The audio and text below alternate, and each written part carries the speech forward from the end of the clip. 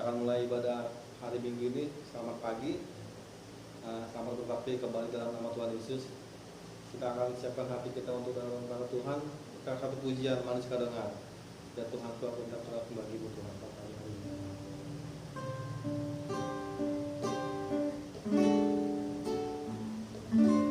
Ya Tuhanku, aku hendak bernyanyi bagi-Mu selama aku hidup, ya Tuhan, ya Allahku. Aku hendak bermazmur bagi-Mu selagi ku ada. Inilah yang kurenungkan Tuhan, inilah yang kurenungkan setiap waktu. Nyanyian pujian dan pengakuan kepadamu. Oh, biarlah manis kau dengar Tuhan, manis kau dengar Tuhan, dan hatiku bersuka karenamu. Katakan, ya Tuhanku, aku hendak bermazmur bagi Tuhan. Ya Tuhanku, aku hendak bermazmur bagi-Mu selama aku hidup, ya Allahku. Aku hendak bernyanyi bagi-Mu selagi ku ada. Inilah yang kurenungkan setiap waktu. Nyanyian pujian dan pengakuan kepadamu.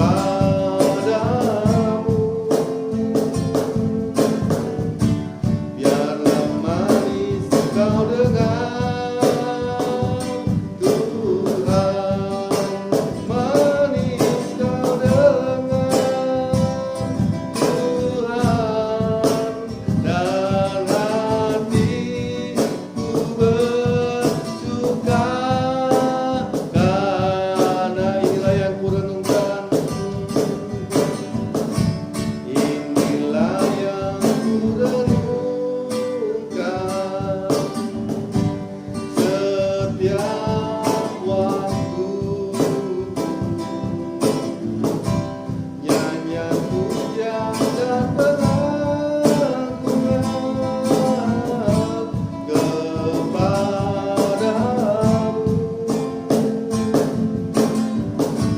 Biarlah manis kau dengar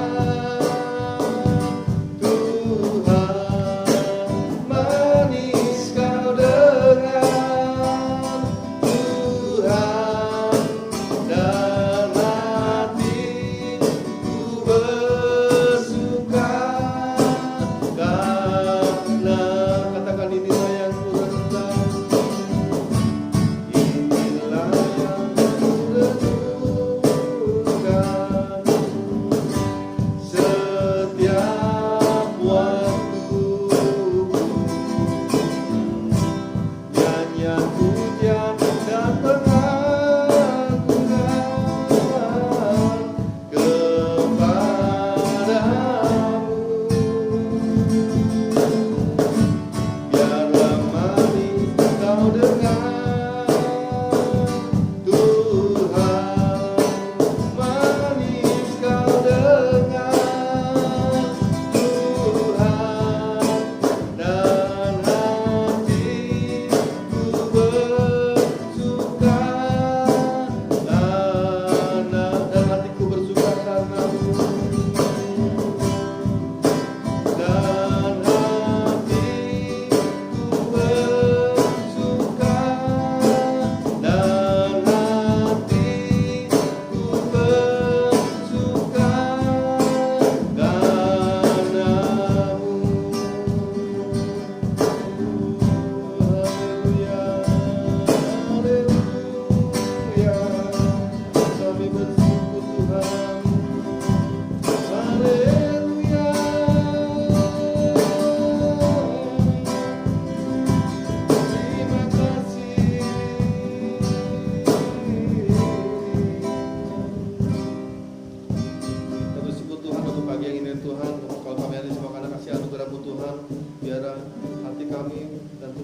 selalu puji nama-Mu Tuhan. Persekutuan Tuhan, kami percaya Tuhan, Engkau memimpin acara kami dari pertama hingga akhir Bapak Tuhan. Tuhan pakai hamba-Mu Tuhan yang melayani baik pujian semua Tuhan, terutama hamba-Mu yang akan bawakan isi firman-Mu Tuhan. Pakai dengan luar biasa Tuhan, urapi Tuhan ibadah kami Tuhan dari pertama tangan hingga akhir Tuhan. Kami sambut ibadah itu hanya dalam nama Tuhan Yesus. Haleluya, amin. Kita satu pujian lagi, segala puji syukur hanya bagi-Mu Tuhan.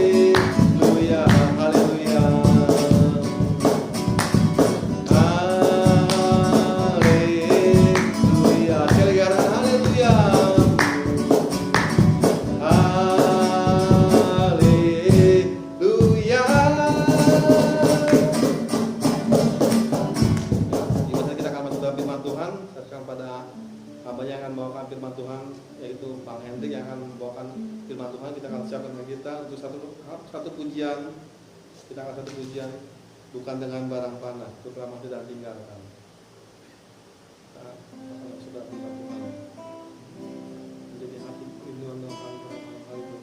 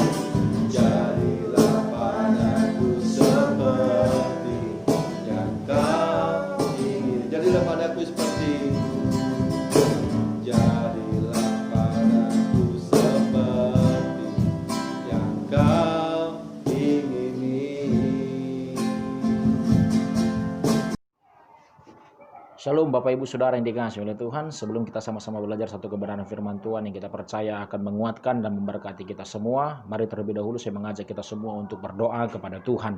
Bapa, kami datang kepada Tuhan pada saat pagi hari ini, bersyukur akan kebaikan Tuhan yang senantiasa memelihara kami. Kami bersyukur juga boleh dapat berjumpa melalui media ini. Kami percaya Engkau hadir di tengah-tengah kami. Tuhan, hari ini kami menyerahkan ibadah kami ke dalam tangan Tuhan, serta pemberitaan firman-Mu bagi kami. Kami rindu Engkau singkapkan, supaya kami dapat mengerti kehendak Allah akan kehidupan kami. Tuhan, Engkau memberkati ibadah ini dari awal pertengahan hingga akhirnya, dan kami akan mendengarkan firman-Mu. Kami siap belajar dan diberkati oleh kuasa firman-Mu. Dalam nama Yesus kami berdoa, haleluya, amin. Puji nama Tuhan, saya ucapkan bagi kita semua selamat pagi, shalom. Dimanapun Bapak Ibu Saudara berada, saya percaya bahwa Tuhan senantiasa menyertai kita. Pagi hari ini boleh berjumpa kembali bersama dengan saya, Hendrik Sianipar. Saya percaya damai, berkat, dan sukacita Allah berlimpah-limpah bagi kita semua. Baik Bapak Ibu Saudara, mari kita pergunakan waktu kita yang baik ini untuk sama-sama belajar satu kebenaran firman Tuhan. Kita bersyukur hari ini merupakan sebuah hari yang istimewa bagi kita, karena beberapa waktu lalu kita mengenang satu peristiwa di mana Yesus mati bagi kita semua. 3 hari kemudian dia bangkit, dan setelah itu Yesus naik ke surga dan memberikan satu janji, dia akan mencurahkan Roh Kudus bagi kita semua. Setelah 10 hari kepergian, kenaikan Yesus bagi kita semua, Roh Kudus turun dan tercurah bagi kita. Namun satu hal yang pasti bagi kita semua, bahwa Roh Kudus yang dijanjikan itu sudah datang, digenapi 2000 tahun yang lalu. Dan hari ini kita akan mengenang satu peristiwa pencurahan Roh Kudus. Dan ini merupakan sebuah karya yang istimewa, karya yang luar biasa. Sukacita besar bagi kita semua yang percaya kepada Dia. Baik Bapak Ibu Saudara yang dikasihi oleh Tuhan, dalam mengenang pencurahan Roh Kudus hari ini, saya rindu kita sama-sama belajar satu kebenaran firman Tuhan. Roh Kudus, roh yang menuntun kita berjalan dalam kebenaran. Sekali lagi saya rindu kita sama-sama belajar satu kebenaran firman Tuhan. Roh Kudus, roh yang menuntun kita untuk berjalan di dalam kebenaran. Coba kita buka Alkitab kita dalam Yohanes pasal 16 ayat yang ke-13. Bapak Ibu Saudara, sekali lagi saya mengajak kita untuk membuka Alkitab dalam Yohanes pasal 16 ayat yang ke-13. Bapak Ibu boleh perhatikan, saya akan membacakan bagi kita semua. Yohanes pasal 16 ayat yang ke-13. Demikian firman Tuhan. Tetapi apabila Ia datang, yaitu Roh kebenaran, Ia akan memimpin kamu ke dalam seluruh kebenaran. Sebab Ia tidak akan berkata-kata dari dirinya sendiri, tetapi segala sesuatu yang didengarnya, itulah yang akan dikatakannya, dan Ia akan memberitakan kepadamu hal-hal yang akan datang. Bapak Ibu Saudara yang dikasihi oleh Tuhan, pada satu peristiwa dalam Yohanes 16 ayat yang ke-13, kita dapat melihatnya bahwa para murid begitu bingung dan mengalami sebuah ketakutan yang luar biasa. Nah saudara, hal ini terjadi sebagaimana dari apa yang mereka dengar mengenai perkataan Yesus pada ketika malam terakhir. Mereka mulai sadar bahwa Yesus akan pergi meninggalkan mereka. Tetapi satu hal yang mereka tidak ketahui, mereka tidak tahu dengan pasti apa yang membuatnya pergi, dan yang kemudian kemana Yesus pergi, atau berapa lama dia akan pergi. Nah saudara yang dikasihi oleh Tuhan, mengetahui ketakutan-ketakutan yang dialami murid-muridnya, Yesus memberikan satu janji yang luar biasa bagi mereka. Kalau kita perhatikan dalam Yohanes 14 ayat yang ke-16 sampai yang ke-17, saudara boleh perhatikan Yohanes 14 ayat yang ke-16 sampai yang ke-17, diberitahukan bagi kita, Yesus berkata, "Aku akan meminta kepada Bapa, dan Ia akan memberikan kepadamu seorang penolong yang lain, supaya Ia menyertai kamu selama-lamanya, yaitu Roh kebenaran." Nah Bapak Ibu Saudara, tak lama kemudian Yesus membuat satu pernyataan yang lebih mengherankan para murid-muridnya. "Namun benar yang kukatakan ini kepadamu." Yesus berkata kepada muridnya, "Namun benar yang kukatakan ini kepadamu." Dalam Yohanes 16 ayat 78 demikian, "Adalah lebih berguna bagi kamu, jika aku pergi, sebab jikalau aku tidak pergi, penghibur itu tidak akan datang kepadamu. Tetapi jika aku pergi, aku akan mengutus dia kepadamu, dan kalau ia datang, ia akan menginsapkan dunia akan dosa, kebenaran, dan penghakiman." Nah Bapak Ibu Saudara yang dikasihi oleh Tuhan, Meskipun para murid tidak dapat menghambat kepergian Yesus, mereka sedikit terhibur. Karena apa? Karena Yesus menjanjikan satu pribadi, yang lain yang akan menggantikan Yesus untuk mendampingi, untuk menyertai mereka selama-lamanya. Bapak Ibu Saudara, apa maksudnya? Pribadi yang dimaksudkan oleh Yesus bagi murid-muridnya adalah Roh Kudus. Roh Kudus adalah satu pribadi yang nyata, namun tidak memiliki tubuh secara fisik. Dia tidak terbatas oleh waktu dan tempat seperti manusia. Dia dapat berada dimanapun dalam satu waktu. Ia adalah alasan mengapa Yesus berkata kepada murid-muridnya bahwa jauh lebih baik Roh Kudus menggantikannya dan Yesus pergi kembali ke surga. Nah, Bapak Ibu Saudara, Yesus mengambil rupa sebagai manusia ketika ia datang ke dunia ini. Yesus hanya bisa berada dalam satu tempat, dalam satu waktu. Tetapi berbeda dengan Roh Kudus. Roh Kudus ada di dalam hati dan pikiran orang-orang percaya dalam satu waktu. Sekali lagi dengar baik, tetapi Roh Kudus ada dalam hati dan pikiran seluruh orang percaya dalam satu waktu. Nah, Bapak Ibu Saudara yang dikasihi oleh Tuhan, kehadiran Roh Kudus akan dunia ini seperti apa yang dijanjikan oleh Yesus bagi murid-muridnya tentu memiliki satu peran.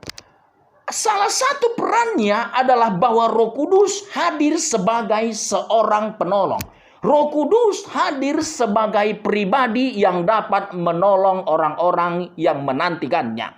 Nah, Bapak Ibu Saudara, dalam Yohanes 14 ayat yang ke-6 dikatakan, "Aku akan meminta kepada Bapa dan Ia akan memberikan kepadamu seorang penolong yang lain." Supaya apa? Supaya Ia menyertai kamu selama-lamanya. Supaya Ia menyertai kamu selama-lamanya. Bapak Ibu Saudara, kalau kita belajar baik, dalam pengertiannya penolong adalah orang yang dapat menolong, orang yang dapat membantu. Dan tugas seorang penolong adalah yang pertama, membantu untuk meringankan beban. Ini yang pertama. Yang kedua, Saudara, membantu supaya dapat melakukan sesuatu. Dan tugasnya yang ketiga, melepaskan diri dari bahaya, bencana atau sebagainya. Dan yang keempat, dari apa yang saya pelajari bahwa ternyata orang yang dapat menolong tentu dia dapat meringankan penderitaan dan sebagainya. Dan keempat hal ini pun dapat dilakukan oleh Roh Kudus bagi setiap orang-orang percaya. Nah, Bapak Ibu Saudara yang dikasihi oleh Tuhan, pertanyaan penting bagi kita selanjutnya untuk perlu kita ketahui adalah, di mana Roh Kudus berada saat ini? Saudara, pertanyaan ini kita akan dapat ketahui dalam Roma 8 ayat yang ke-11. Dikatakan bahwa Roh Kudus itu tinggal di dalam diri kita. Saudara yang dikasihi oleh Tuhan, pertanyaannya bagi kita, di manakah Roh Kudus saat ini berada? Dalam Roma pasal 8 ayat yang ke-11, firman Tuhan berkata bahwa Roh Kudus tinggal di dalam kita, orang-orang yang percaya kepada Dia. Saudara yang dikasihi oleh Tuhan, sebagai umat Tuhan, seringkali kita mengaku bahwa orang-orang yang telah menerima Roh Kudus dalam hidupnya, namun seberapa besar kita membiarkan Roh Kudus itu bekerja dalam diri kita. Nah, ini yang menjadi persoalan bagi kita. Banyak orang yang mengaku bahwa kita semua sudah menerima Roh Kudus. Kita semua percaya kepada Roh Kudus. Namun tidak semua orang mengizinkan Roh Kudus bekerja, menuntun, memimpin kehidupannya. Dan ini yang menjadi persoalan bagi kita. Saudara yang dikasihi oleh Tuhan, berdasarkan Injil Yohanes pasal 16 ayat yang ke-12 sampai yang ke-15, kalau kita baca dengan baik, orang-orang yang hidupnya terbuka untuk dipimpin oleh Roh Kudus seharusnya memiliki gaya sebagai berikut. Apa? Mereka memiliki hidup dalam kebenaran. Saudara yang dikasihi oleh Tuhan, orang-orang yang dipimpin, dituntun oleh Roh Kudus akan tampil bahwa hidupnya memiliki satu gaya, yaitu apa? Hidup yang berjalan di dalam kebenaran. Saudara yang dikasihi oleh Tuhan, kehadiran Roh Kudus dalam diri seseorang tentu memiliki satu fungsi penolong. Bagi orang itu untuk apa? Mengenali kebenaran-kebenaran yang Yesus sudah ajarkan bagi orang itu. Nah, saudara yang dikasih oleh Tuhan, dalam Yohanes 4:16 ayat yang ke-13, kalau saudara perhatikan dengar baik, saya akan bacakan bagi kita semua, mengatakan demikian, apabila ia datang, siapa? Yaitu Roh kebenaran, ia akan memimpin kamu ke dalam seluruh kebenaran. Sebab ia tidak berkata-kata dalam dirinya sendiri, tapi segala sesuatu yang didengarnya, itulah yang akan dikatakannya, dan ia akan memberitakan kepadamu hal-hal yang akan datang. Sekali lagi, apabila Roh itu datang, apabila ia datang, yaitu Roh kebenaran, ia akan memimpin kamu untuk berjalan ke dalam seluruh kebenaran. Bapak Ibu Saudara yang dikasih oleh Tuhan, sebagai manusia, tentu kita memiliki kecenderungan untuk berbuat dosa, untuk jatuh ke dalam dosa, dan lebih memilih hidup menurut kedagingan. Maka sebab itu kalau kita melihat dalam kesaksian oleh tokoh-tokoh yang ada di dalam Alkitab, sebut saja seperti Daud dalam Mazmur 51 ayat yang ke-7, dia mengakui kelemahan dagingnya, rentan jatuh ke dalam dosa. Dia berkata demikian, sesungguhnya dalam kesalahan aku diperanakkan, dan dalam dosa aku dikandung ibuku. Dia menyadari bahwa sejak lahir dikandung oleh ibunya, dia sudah ada dalam dosa. Dan Rasul Paulus pun mengakui kelemahannya dalam Roma pasal 7 ayat yang ke-18 sampai ayat yang ke-20. Dia berkata demikian, sebab aku tahu bahwa di dalam aku, yaitu di dalam aku sebagai manusia, tidak ada sesuatu yang baik, sebab kehendak memang ada dalam aku. Lalu tetapi bukan hal berbuat apa yang baik, sebab bukan apa yang ku kehendaki, yaitu yang baik yang aku perbuat, melainkan apa yang tidak aku kehendaki, yaitu yang jahat yang aku perbuat. Jadi jika aku berbuat apa yang tidak aku kehendaki, maka bukan lagi aku yang memperbuatnya, tetapi dosa yang diam di dalam aku. Nah, saudara yang dikasihi oleh Tuhan, dari hal ini kita dapat melihat betapa lemahnya sesungguhnya Rasul Paulus dan Daud, bahkan kita semua sebagai manusia, untuk berjuang melepaskan diri untuk jatuh dalam belenggu dosa. Bapak Ibu Saudara, artinya apa? Artinya kita butuh seorang penolong. Kita butuh satu pribadi yang dapat membantu kita. Penolong yang dapat memberikan kita kekuatan untuk melepaskan kita dari belenggu dan kuasa-kuasa yang senantiasa rentan membuat kita jatuh di dalam dosa. Maka tidak ada cara lain selain membiarkan diri kita untuk dikuasai dan dipimpin olehnya. Sekali lagi dengar baik, tidak ada cara lain selain membiarkan diri kita untuk dikuasai, untuk dipimpin oleh Roh Kudus. Maka dalam Filipi 4 ayat yang ke-13 berkata demikian, segala perkara dapat kutanggung di dalam Dia yang memberikan kekuatan kepadaku. Segala perkara dapat kutanggung di dalam Dia yang memberikan kekuatan kepadaku. Saudara yang dikasihi oleh Tuhan, saya salah satu pribadi yang sangat menggemari atau memiliki satu hobi menonton. Dalam banyak film yang ditayangkan di bioskop, pasti saya berusaha untuk menonton film-film yang ditampilkan di bioskop. Saya sangat menggemari tentu film-film yang berbau dengan superhero.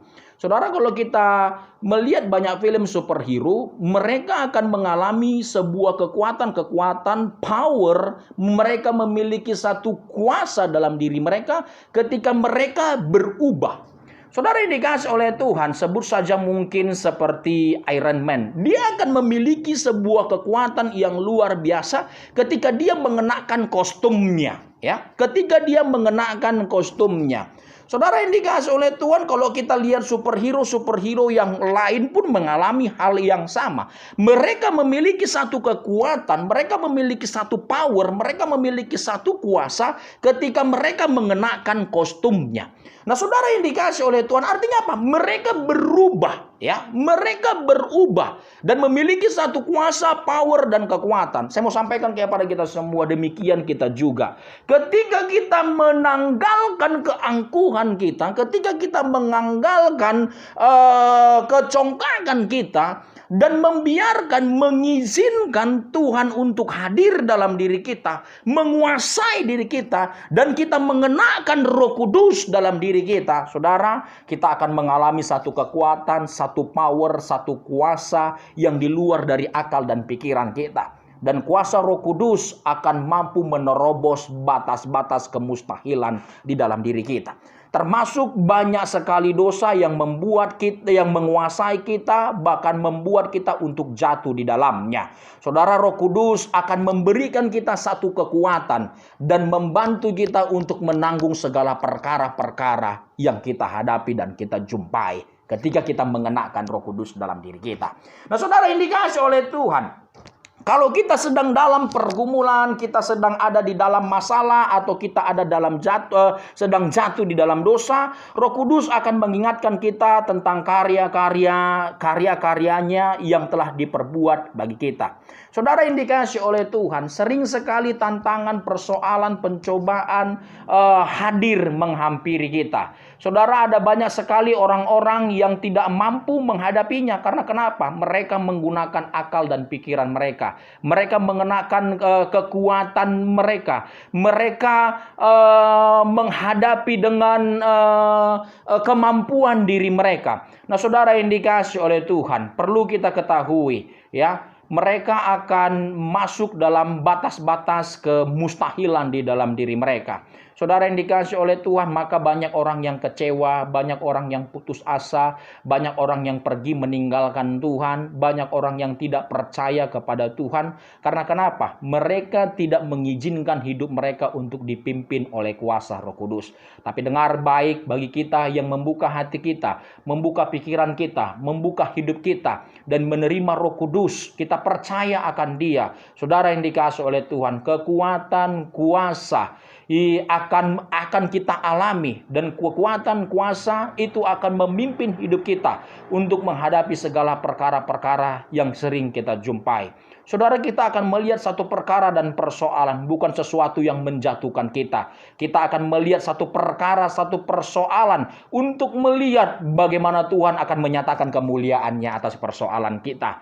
Maka saudara, indikasi oleh Tuhan, percayalah akan Roh Kudus yang sudah Tuhan janjikan dan hadir atas dunia ini. Percayalah akan Roh Kudus yang Tuhan sudah janjikan dan Tuhan sudah genapi 2000 tahun yang lalu. Hari ini Dia ada dalam hati, Dia ada dalam pikiran, Dia ada dalam hidup orang-orang yang percaya kepadanya. Saudara, yang dikasihi oleh Tuhan, persoalannya bagi kita hari ini adalah izinkanlah Dia untuk memimpin. Izinkanlah Dia untuk menguasai. Izinkanlah Roh Kudus untuk menuntun. Izinkanlah Roh Kudus untuk membawa kita tetap berjalan kepada kebenaran demi kebenaran. Saudara yang dikasihi oleh Tuhan, inilah peran Roh Kudus di dalam kehidupan kita. Tuhan mengutus, Tuhan mencurahkan Roh Kudus pribadi yang lain untuk menyertai kita selama-lamanya. Saudara yang dikasihi oleh Tuhan, kata menyertai selama-lamanya. Kita belum sampai kepada masa yang belum pernah kita jalani.